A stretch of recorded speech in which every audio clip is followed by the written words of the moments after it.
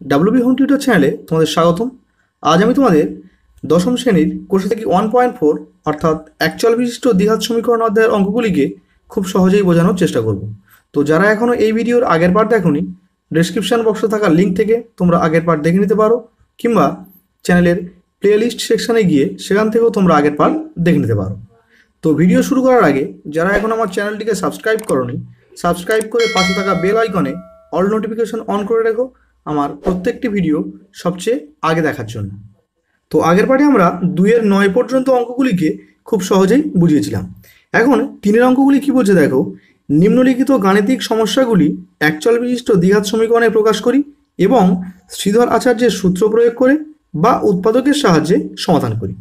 অর্থাৎ এই অঙ্কগুলিকে আমার প্রথম দ্বিঘাত সমীকরণের আকারে আনতে হবে, আর সেখান থেকে শ্রীধর আচার্যের সূত্র প্রয়োগ করে সমাধান করতে হবে।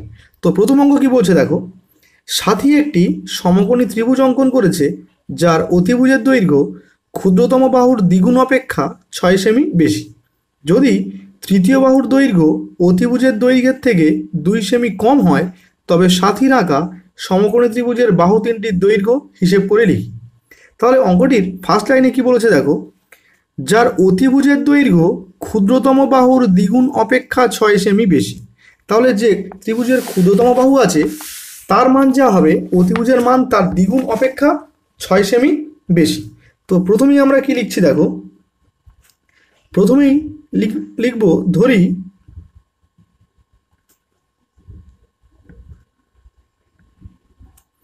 ত্রিভুজটির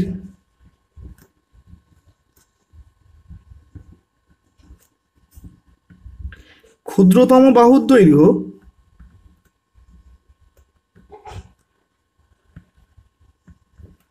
সমান সমান এক্স সেমি। তাহলে ক্ষুদ্রতম বাহুটার মান আমরা কি ধরলাম, এক্স সেন্টিমিটার। তাহলে এখান থেকে বলতে পারি অতএব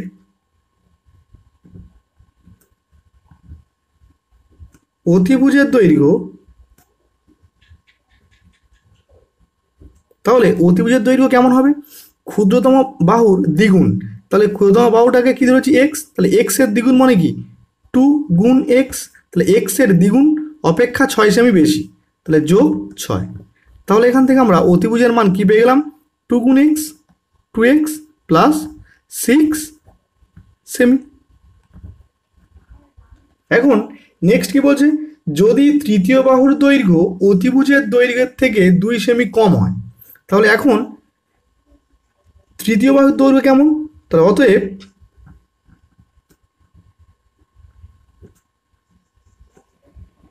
তৃতীয় বাহুর দৈর্ঘ্য কি বলছে, অতিভুজের চেয়ে 2 সেমি কম। তাহলে অতিভুজের মান কত, 2x প্লাস 6, তো এর চেয়ে 2 সেমি কম, তাহলে কি হবে -2। তাহলে 2x আর 6 থেকে 2 বিয়োগ করলে কি হবে 4, তাহলে 2x প্লাস 4 সেমি। তাহলে দেখো এখানে ত্রিভুজের 3টি বাহুর মান দেওয়া আছে, এই একটা বাহু, এই একটা বাহু, আর এটা কি অতিভুজ। আর ত্রিভুজটা কি ত্রিভুজ, সমকোণী ত্রিভুজ। তাহলে সমকোণী ত্রিভুজের ক্ষেত্রে আমরা কি জানি, অতিভুজের স্কোয়ার ইকুয়ালস টু লম্ব স্কোয়ার প্লাস ভূমি স্কোয়ার। তাহলে আমরা কি লিখব, শর্তানুসারে, তাহলে যেহেতু এটা সমকোণী ত্রিভুজ তাই অতিভুজের স্কোয়ার, এটা আমরা কীভাবে পাই, পিথাগোরাসের উপপাদ্য থেকে। তাহলে অতিভুজের স্কোয়ার অর্থাৎ 2x প্লাস 6 এর হোল স্কোয়ার ইকুয়ালস টু লম্ব স্কোয়ার প্লাস ভূমি স্কোয়ার। তাহলে এখানে কী হবে, লম্বকে আমরা যদি 2x প্লাস 4 ধরি, তাহলে 2x প্লাস 4 এর হোল স্কোয়ার প্লাস ভূমিটাকে আমরা যদি x ধরি, তাহলে এখানে কী হবে এক্স স্কোয়ার। তো এখান থেকে প্রথম আমরা দ্বিঘাত সমীকরণটিকে গঠন করব। তাহলে এখানে দেখো 2xকে আমরা যদি a ধরি আর 6কে আমরা যদি b ধরি, তাহলে এখানে কি আছে a plus B whole square. তাহলে a প্লাস বি হোল স্কোয়ারের সূত্র আমরা কি জানি, a square plus 2ab plus B square. তাহলে এটাকে যদি a প্লাস বি হোল স্কোয়ারের সূত্রে ফেলি, তাহলে ফার্স্ট কি লিখবো, a স্কোয়ার অর্থাৎ 2x এর হোল স্কোয়ার প্লাস 2ab, তাহলে 2 ইন্টু a ইন্টু বি, কারণ এটা a এটা b ধরেছি আমরা, প্লাস বি স্কোয়ার অর্থাৎ 6 স্কোয়ার, কারণ এটাকে আমরা বি ধরেছি, ইকুয়ালস টু এখানে দেখো এটা এ এটা বি, তাহলে এ প্লাস বি হোল স্কোয়ার। তাহলে কি লিখবো, এ স্কোয়ার অর্থাৎ 2x এর হোল স্কোয়ার প্লাস 2ab, তাহলে 2 into A into B plus B square, অর্থাৎ কি লিখবো 4 স্কোয়ার, আর প্লাস এক্স স্কোয়ার যেমন ছিল পাশে রাখলাম। এখন দেখো 2x এর হোল স্কোয়ার, এর অর্থ কি 2 স্কোয়ার আবার এক্স স্কোয়ার, তাহলে 2 স্কোয়ার কত 2 দুগুণে 4 আর এক্স স্কোয়ার প্লাস 2 দুগুণে 4, 4 6 24, তাহলে 24 আর পাশে এক্স বসে থাকবে প্লাস 6 স্কোয়ার কত 36 ইকুয়ালস টু এখানে কি হচ্ছে 2x এর হোল স্কোয়ার, তাহলে কি লিখবো 2 দুগুণে 4 আর এক্স স্কোয়ার প্লাস 2 দুগুণে 4, 4 4 16, তো 16x প্লাস 4 স্কোয়ার কত 4 স্কোয়ার 16 প্লাস এক্স স্কোয়ার। এখন দেখো এদিকেও আছে 4x স্কোয়ার, এদিকেও আছে 4x স্কোয়ার, তো উভয় দিক থেকে আমরা 4x স্কোয়ারকে কেটে দেবো। কেন, যদি আমরা একে ডান দিক থেকে বাঁ দিকে আনি তাহলে কি হবে মাইনাস 4x স্কোয়ার, সেই প্লাস 4x স্কোয়ার আর এই মাইনাস 4x স্কোয়ার কী হবে কেটে যাবে, তাই আমরা উভয় দিক থেকে কেটে দিলাম। এখন দেখো যদি আমরা এদিক থেকে আগে লিখি তাহলে এখানে কি আছে x square plus 16x plus 16 equals to এদিকে আমরা এদিকে আনছি তাহলে কী হবে 24x প্লাস 36। এখন দেখো x square plus 16x plus 16 আর এই প্লাস 24x ডান দিক থেকে বাঁ দিকে আসলে কী হবে মাইনাস 24x আর প্লাস 36 ডান দিক থেকে বাঁ দিকে আসলে কী হবে মাইনাস 36 ইকুয়ালস টু কী হবে 0। এখন এক্স স্কোয়ার দেখো এক্স এই আছে এর চিহ্ন মাইনাস এর চিহ্ন প্লাস, যদি আলাদা চিহ্ন হয় যে বড় তার চিহ্ন বসে যাবে অর্থাৎ মাইনাস বসে গেল, আর বড় থেকে ছোটোটা বিয়োগ, তাহলে 16 থেকে 24 বিয়োগ করলে কী হবে 17 18 19 20 21 22 23 24 কত হবে তাহলে 8, তাহলে 8x। আর দেখো সংখ্যা এই আছে এর চিহ্ন মাইনাস এর চিহ্ন প্লাস, যদি আলাদা চিহ্ন হয় যে বড় তার চিহ্ন বসে যাবে অর্থাৎ মাইনাস বসে গেল, আর বড় থেকে ছোটোটা বিয়োগ, তো 36 থেকে 16 বিয়োগ করলে কী হবে 20 ইকুয়ালস টু 0। তাহলে এটাই আমাদের সেই দ্বিঘাত সমীকরণ, তো এটাকে আমরা কি দেবো 1 নম্বর। এখন কি লিখব 1 নম্বর সমীকরণকে ax square plus bx plus c equals to 0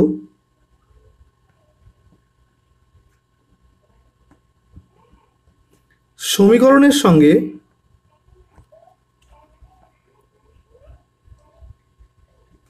তুলনা করে পাই। তাহলে দেখো এখানে আছে ax স্কোয়ার, এখানে আছে কোনো সংখ্যা নেই মানে কি আছে 1, তাহলে 1x স্কোয়ার, তাহলে এখান থেকে a এর মান কত পাচ্ছি 1। দেখো এখানে আছে bx, এখানে আছে মাইনাস 8x, তাহলে b এর মান কত মাইনাস 8, আর এখানে আছে c, এখানে আছে মাইনাস 20, তাহলে c এর মান কত মাইনাস 20। এখন যদি আমরা শ্রীধর আচার্যের সূত্র প্রয়োগ করি তাহলে কি লিখব, এখন শ্রীধর আচার্যের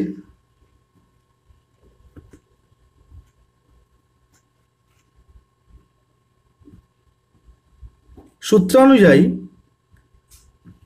আমরা কি জানি x equals to minus B plus minus root over of B square minus 4ac by 2a।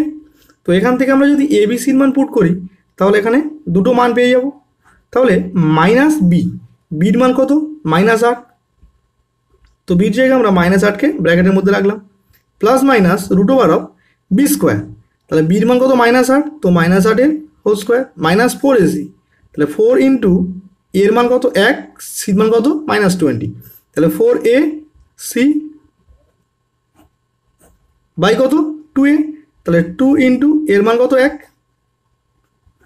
তো এখান থেকে মাইনাসে মাইনাসে প্লাস হয়ে গেল plus minus root over of দেখো মাইনাস 8 হোল স্কোয়ার, তাহলে মাইনাসে মাইনাসে প্লাস 8 স্কোয়ার কত 64, আর এখানে মাইনাসে মাইনাসে প্লাস 4 20 80 ডিভাইড বাই কত 2 1 2। এখন এই plus minus root over of দেখো এর সঙ্গে যোগ করলে কী হবে 4 8 6 14 অর্থাৎ রুট 144 ডিভাইড বাই কত 2, তাহলে এখান থেকে ভাঙলে কি পাবো 8 প্লাস মাইনাস 144 এর বর্গমূল করলে কি পাই আমরা 12, তো ডিভাইড বাই 2, তাহলে x এর মান কি পেলাম 8 plus minus 12 divide by two. তাহলে এখানে বীজ দুটির মান কি হবে?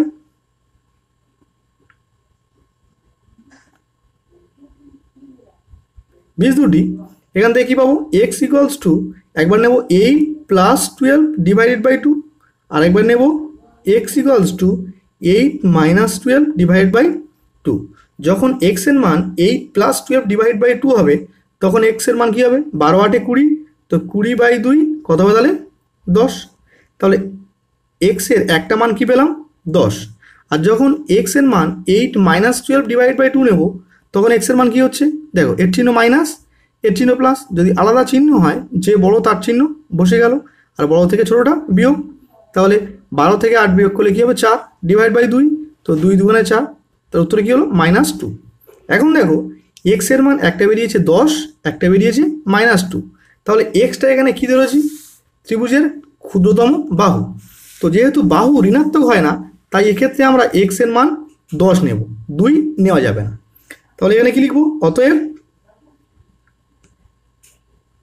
ত্রিভুজের ক্ষুদ্রতম বাহুর দৈর্ঘ্য, তাহলে কি হবে? এক্স এর জায়গায় কি লিখবো তাহলে? 10, কারণ এক্স এর মান 10 বেরিয়েছে। তাহলে এক্স এর মান 10 লিখে আমরা লিখলাম যে ত্রিভুজের ক্ষুদ্রতম বাহুর দৈর্ঘ্য 10 সেন্টিমিটার। আর কি তাহলে অতিভুজের মান কত?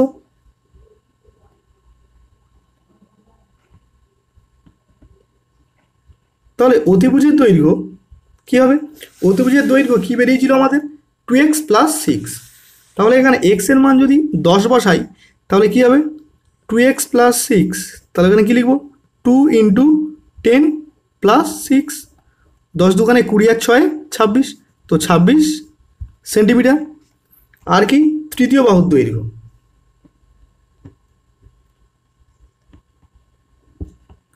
তৃতীয় বাহুর দৈর্ঘ্য দেখো তৃতীয় বাহুর দৈর্ঘ্যের মান আমরা কি পেয়েছিলাম? 2x plus 4। তো এখানে x এর জায়গায় কি লিখবো? 10। তো প্রথমে আমরা তৃতীয় বাহুর দৈর্ঘ্যকে যেমন ছিল লিখে নেব, অর্থাৎ 2x প্লাস 4। এখন x এর জায়গায় কি বসাবো? 10, তাহলে 2 ইন্টু 10 প্লাস 4, তো 10 দুখানে 20, 20 আর 4 24, তাহলে 24 সেন্টিমিটার। তাহলে ত্রিভুজের তিনটি বাহুর মান কী কী পেলাম? একটা পেলাম 10 সেন্টিমিটার, একটা পেলাম 26 সেন্টিমিটার, একটা পেলাম 24 সেন্টিমিটার। তাহলে এটি আমাদের নির্ণীয় অ্যান্সার। এখন 2 অঙ্ক কী বলছে দেখো, যদি 2 অঙ্কের একটি ধনাত্মক সংখ্যাকে উহার এককের ঘরের অঙ্ক দিয়ে গুণ করলে গুণফল 189 হয় এবং দশকের ঘরের অঙ্ক এককের ঘরের অঙ্কের দ্বিগুণ হয়, তবে এককের ঘরের অঙ্কটি নির্ণয় করি। তাহলে অঙ্কে কি দেওয়া আছে? একটি ধনাত্মক সংখ্যাকে উহার এককের ঘরের অঙ্ক দিয়ে গুণ করলে গুণফল হয় কত? 189। এবং দেখো পরের লাইন কি বলে দেওয়া আছে? দশকের ঘরের অঙ্ক এককের ঘরের অঙ্কের দ্বিগুণ। তো এই লাইনটিকে আগে আমরা ব্যবহার করব। কি বলছে দেখো আবার? দশকের ঘরের অঙ্ক এককের ঘরের অঙ্কের দ্বিগুণ। তাহলে যদি আমরা এককের ঘরের অঙ্ককে x নিই তাহলে দশকের ঘরের অঙ্ক কি হবে? 2x। তো প্রথমেই আমরা সেটাকে ধরে নেব। তাহলে ফার্স্ট কি লিখব? ধরি এককের ঘরের অঙ্কটি সমান সমান x। তাহলে আমরা কি বলতে পারি? অতএব দশকের ঘরের অঙ্কটি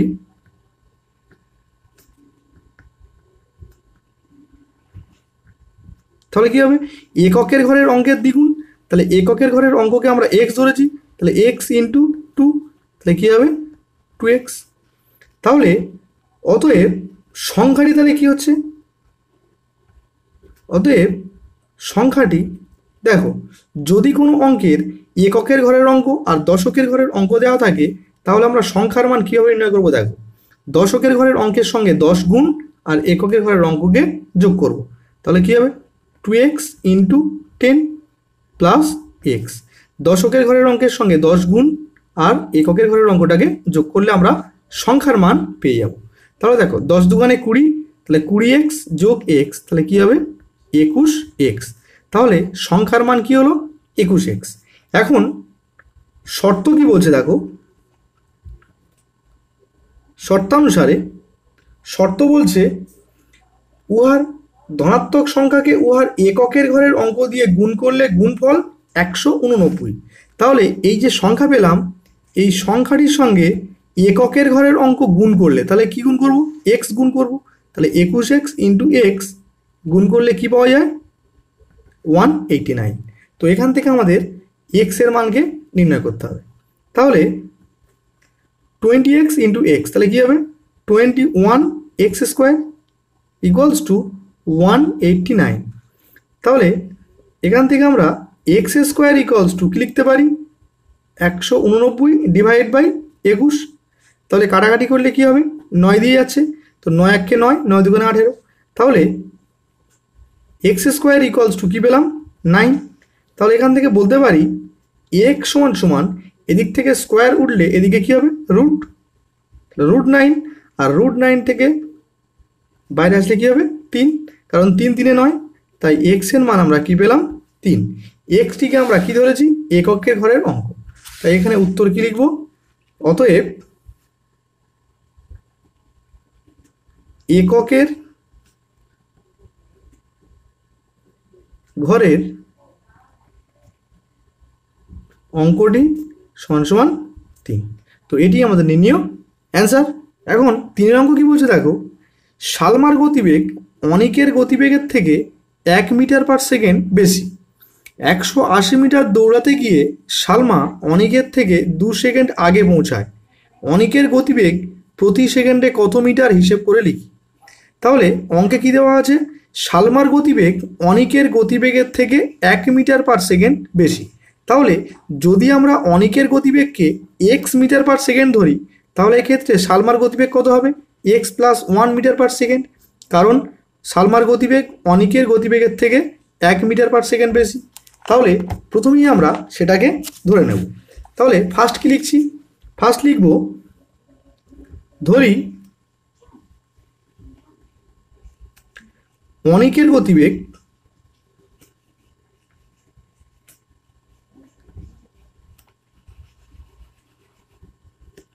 ইকুয়ালস টু এক্স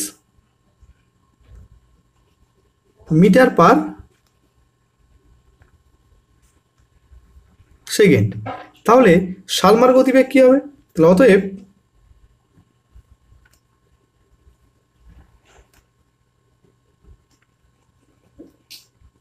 সালমার গতিবেগ কী হবে? X plus 1 metre per second, কারণ সালমার গতিবেগ অনেকের চেয়ে 1 মিটার পার সেকেন্ড বেশি। তাহলে এর যদি এক্স হয় তাহলে এর কী হবে? X plus 1 metre per second. এখন কি বলছি? 180 মিটার দৌড়াতে গিয়ে সালমা অনিকের থেকে 2 সেকেন্ড আগে পৌঁছায়। তাহলে এক্ষেত্রে অনিকও গিয়েছে কত? 180 মিটার, সালমাও গিয়েছে 180 মিটার। তাহলে অনিকের গতিবেগ কেমন ছিল? X metre per second. তাহলে অনিক এক্স মিটার পার সেকেন্ড গতিবেগে দৌড়েছে। তাহলে এক্ষেত্রে কী লিখব?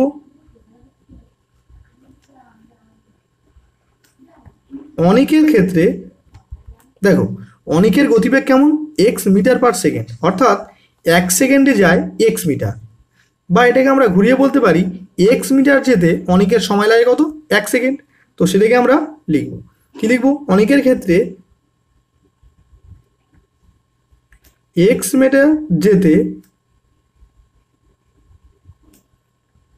সময় লাগে কত? সমান সমান 1 সেকেন্ড। তাহলে এখানে কি লিখব? 1 মিটার যেতে সময় লাগে কত হবে? 1 ডিভাইডেড বাই এক্স সেকেন্ড। আর অনেক গিয়েছে কত? 180 মিটার। তাহলে 180 মিটার যেতে সময় লাগে কত হবে? 1 into 180 divide by X second. তাহলে এখান থেকে কী হচ্ছে? 180 ডিভাইড বাই এক্স সেকেন্ড। তাহলে এই 180 মিটার যেতে অনেকের সময় লাগছে কত? 180 বাই এক্স সেকেন্ড। একই রকমভাবে আমরা এখানে কি লিখব? সালমার ক্ষেত্রে তাহলে সালমার গতিবেগ কেমন? X plus 1 metre per second, অর্থাৎ এক্স প্লাস 1 মিটার যায় 1 সেকেন্ডে। তাহলে সেটাকে আমরা লিখে নেব, কি লিখব? এক্স প্লাস 1 মিটার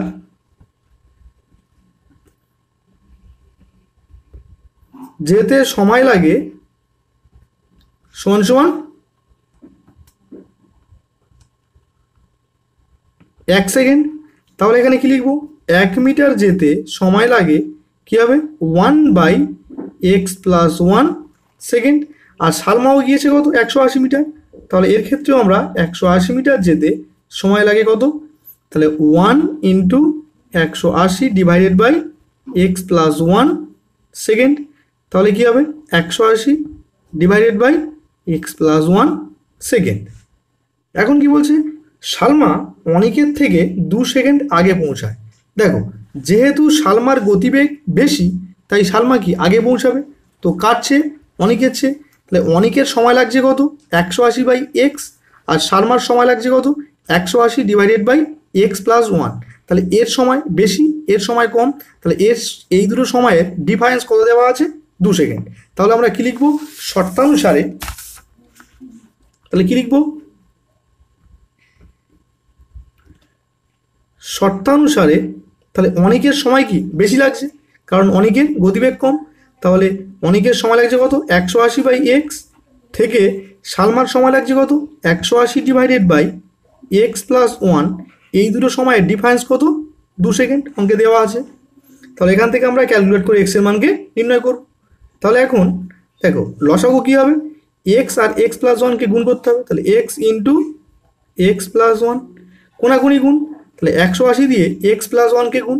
এর অর্থ কি 180 দিয়ে একবার x-কে গুণ করবো, 180 দিয়ে একবার 1কে গুণ করবো।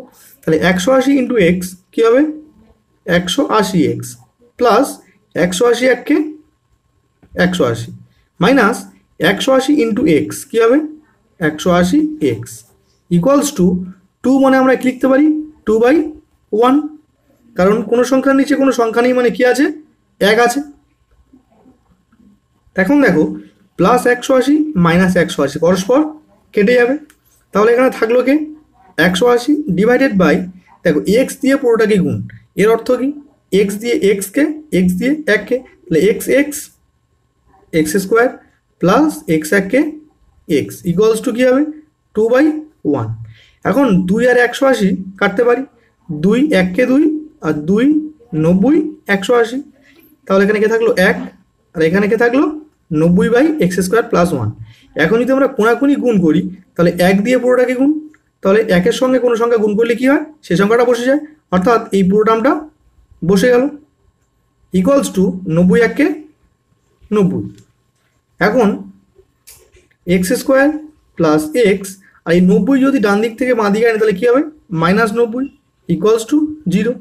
এখন এই দ্বিঘাত সমীকরণকে আমরা ax² plus bx plus c সমীকরণের সঙ্গে তুলনা করব। তাহলে কি লিখব, 1 নম্বর সমীকরণকে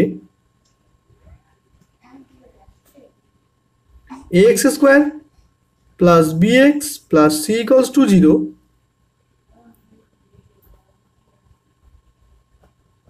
সমীকরণের সঙ্গে তুলনা করে পাই।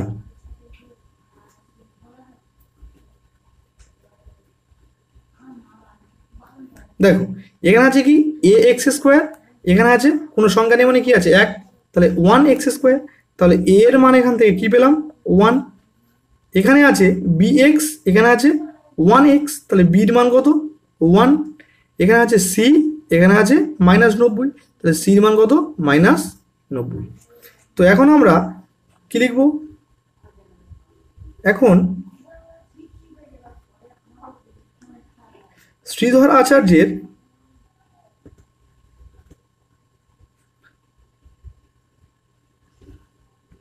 সূত্র অনুযায়ী আমরা কি জানি x equals two -b plus minus √(b² - 4ac/2a। তো এখন যদি আমরা a b c এর মান পুট করি তাহলে এখান থেকে x এর দুটো মান পাবো, তাহলে -b, bর মান কত 1, তো b জায়গায় আমরা কি লিখব 1 প্লাস মাইনাস √(b²), তাহলে কি লিখব 1² মাইনাস 4ac, তাহলে 4 × এর মান কত 1, সির মান কত -90, তো সির জায়গায় আমরা -90 লিখলাম। ডিভাইডেড বাই 2a, তাহলে 2 ইন্টু এর মান কত 1, তাহলে -1 plus minus root over of 1 square কত 1 আর মাইনাসে মাইনাসে প্লাস 4 9 36 অর্থাৎ 360 ডিভাইডেড বাই 2 1 কে 2। তাহলে এখানে কি হলো -1 plus minus root over of 361 divided by কত 2। এখন আমরা 361-র বর্গমূল করে নেব। দেখো 361-কে বর্গমূল করলে কি পাই, তাহলে দুটো, এখানে একটা, তাহলে 1 1 কে 1, 2 3 2 দাও, আর 6 1 একেবারে নামলো, এর সঙ্গে 2 গুণ। এখন দেখো কত দিয়ে যাবে, যদি আমরা 9 দিয়ে করি তাহলে মিলে যাবে। দেখো 9 9 81 1 আয় থাকছে কত 8, 9 2 18, 19 20 21 22 23 24 25 26, তাহলে কি হলো 29। তো 361-র বর্গমূল করে আমরা কি পেলাম 19, তো সেটাকে লিখে নেব। তাহলে -1 প্লাস মাইনাস 19 ডিভাইডেড বাই 2, তাহলে x এর মান কি পেলাম -1 প্লাস মাইনাস 19 ডিভাইডেড বাই 2। তাহলে এক্ষেত্রে সমাধান কি হবে, তাহলে সমাধান একটা হবে x equals to -1 plus 19 divided by 2, আর একটা x এর মান কি হবে -1 মাইনাস 19 ডিভাইডেড বাই 2।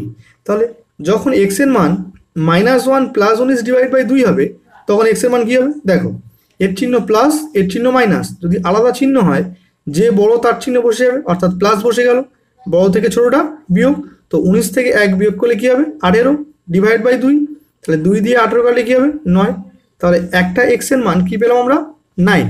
আর দেখো যখন x এর মান মাইনাস আসবে তখন দেখো, তাহলে এর চিহ্ন মাইনাস এর চিহ্ন মাইনাস, একই চিহ্ন হলে কি হয় সেই চিহ্নটা বসে যায়, অর্থাৎ মাইনাস বসে যাবে, সংখ্যাগুলো কি যাবে যোগ, তাহলে 19-এর আগে কি হবে 20, তাহলে 20 ডিভাইডেড বাই 2, তাহলে 2 10 20, তাহলে কি আসলো -10। তাহলে x এর মান একটা আসলো 9, একটা আসলো -10। এখানে x-টিকে আমরা কি ধরেছিলাম, x-টিকে আমরা অনেকের গতিবেগ ধরেছিলাম, তাই কি লিখবো গতিবেগ কখনো ঋণাত্মক হয় না, তো এখানে লিখে নেব গতিবেগ কখনো ঋণাত্মক হয় না, তাই কি লিখবো অতএব, তাহলে কি লিখবো অতএব অনেকের গতিবেগ, তাহলে অনেকের গতিবেগ কি হবে 9 নেব, তাহলে 9